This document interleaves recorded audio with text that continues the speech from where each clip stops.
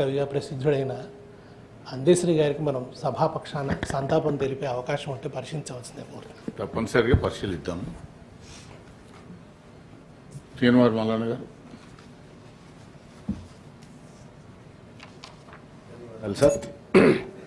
Sir యూనివర్సిటీలలో దాదాపు ఒక 11 యూనివర్సిటీలు మన ప్రభుత్వాల చేత నడవబడుతూ ఉన్నాయి సార్. దాంట్లో దాదాపుగా 2817 పోస్టులు ఉండాల్సినటువంటి పోస్టులు సార్.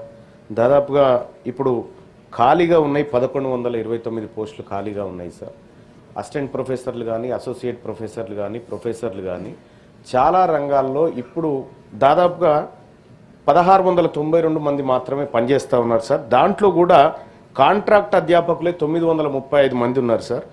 సో ఈ ప్రభుత్వం ఈ ప్రొఫెసర్ల నియామకాల విషయంలో కానీ లేదంటే యూనివర్సిటీల బలోపేతం కోసం కానీ రాష్ట్ర ప్రభుత్వం ఒక ప్రణాళిక రూపొందించుకొని ముందుకు పోవాలి సార్. ఎందుకంటే విద్య చాలా ప్రాధాన్యత కలిగినటువంటి అంశం కాబట్టి యూనివర్సిటీలలో ఉన్నటువంటి ఖాళీలను తక్షణమే భర్తీ చేసి అలాగే బ్యాక్లాగ్ పోస్టులు కూడా చాలా ఉండిపోయినాయి సార్. వాటిని కూడా సత్వరమే భర్తీ చేయాలని ప్రభుత్వం ముందు నేను సూచన చేస్తాను.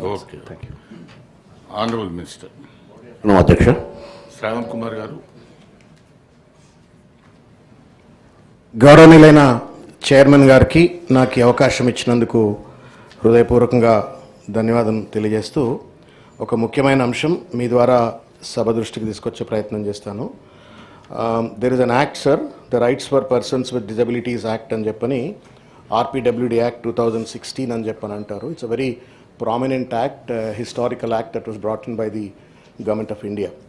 దీంట్లో సార్ చైర్మన్ సార్ అంతవరకు ఉన్నటువంటి ఒక డిజబిలిటీస్ అన్నిటిని కూడా ఎన్లార్జ్ చేస్తూ the list of disabilities have been enlarge to 21. అవి లో విజన్ అని చెప్పని, లెప్రసీ అని చెప్పని, hearing impairment, locomotor disability, dwarfism, intellectual disability, mental illness, autism, cerebral palsy, molecular dystrophy, ఇట్లా స్పెసిఫిక్ లెర్నింగ్ డిజబిలిటీస్ ఒక 21 పార్కిన్సన్స్ ఇవన్నీ కూడా డిజబిలిటీస్ యాక్ట్ కింద పొందుపరిచినారు అధ్యక్ష.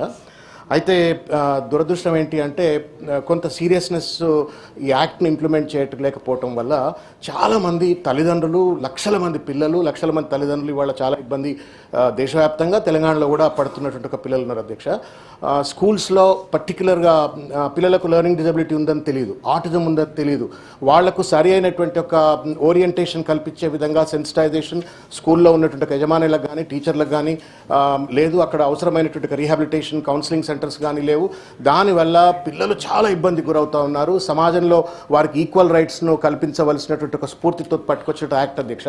అయితే ప్రభుత్వానికి మీ ద్వారా నేను రిక్వెస్ట్ చేసేది ఏంటంటే they have to take stringent measures to ensure that RPWD act in spirit and letter has to be implemented అని చెప్పని కోరుతా ఉన్నాను అధ్యక్ష. చాలా కాలేజీలకు తెలియదు, అసలు చాలా స్కూల్స్కు తెలియదు. పిల్లలు చాలా ఇబ్బందికి గురవుతున్నటువంటి ఒక పరిస్థితి. దాని ట్రీట్మెంట్ బయట రీహాబిలిటేషన్ తీసుకోవాలంటే లక్షల రూపాయలు తల్లిదండ్రులకు అవుతున్నటువంటి ఒక పరిస్థితి. నేను గతంలోనే దీనికి గౌరవ ముఖ్యమంత్రి గారికి ఒక లేఖ కూడా రాయటం అయింది. కాబట్టి ఇవాళ ఈ రకమైనటువంటి ఒక బాధితులైనటువంటి ఒక విద్యార్థులకు స్కూల్స్లోనే ఎర్లీ డిటెక్షన్ చేసేటువంటి, డయాగ్నోసిస్ చేసేటువంటి ఒక మెకానిజము, తర్వాత వాళ్ళకు సర్టిఫికేషన్ కల్పించేటువంటి ఒక ఇవాళ సర్టిఫికేట్ కావాలంటే ఎర్రగడ్డ హాస్పిటల్ పోవాలి లెర్నింగ్ డిజబిలిటీ కూడా.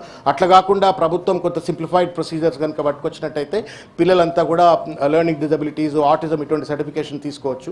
ప్రభుత్వం దలుచుకుంటే మానవత్వ దృక్కోణంతో 5% రిజర్వేషన్ గవర్నమెంట్ జాబ్స్లో కానీ స్కూల్స్లో కానీ అటువంటి పిల్లలకు అడ్మిషన్స్ విషయంలో కానీ చాలా దయనీయమైన పరిస్థితిలో ఉంటుంది అధ్యక్ష. ఆ బాధ భరిస్తున్న పేరెంట్స్కి మాత్రమే అర్థమవుతుంది. ఆటిజం కానీ లెర్నింగ్ డిజబిలిటీ కానీ చెప్పుకోలేరు, బయట చెప్పుకుంటే ఆత్మన్యూనతాభావానికి గురవుతారు. కాబట్టి ప్రభుత్వం కొంత విప్లవాత్మకంగా ఒక కన్స్ట్రక్టివ్గా ప్రతి స్కూల్ను, ప్రతి హెడ్ మాస్టర్ను, ప్రతి టీచర్ను ఎడ్యుకేట్ చేసే విధంగా ఈ యాక్ట్ను బలంగా ముందుకు తీసుకెళ్లాలా. ప్రతి స్కూల్లో కూడా కౌన్సిలింగ్ సెంటర్లు, రీహాబిలిటేషన్ సెంటర్స్ పెట్టాలా. తర్వాత అవసరమైనటువంటి ఒక రీతిలో విద్యార్థులు చదువుకొని బయటకు వచ్చి సమాజంలో జనజీవ స్రవంతిలో వాళ్ళకు కూడా సమానమైనటువంటి ఒక వాటా కల్పించే రీతిలో ప్రభుత్వం చర్యలు తీసుకోవాలని చెప్పని నేను కోరుతా ఉన్నాను అధ్యక్ష. Thank you. మల్కా కుమరయ్య గారు. Honourable minister. కుమరయ్య గారు.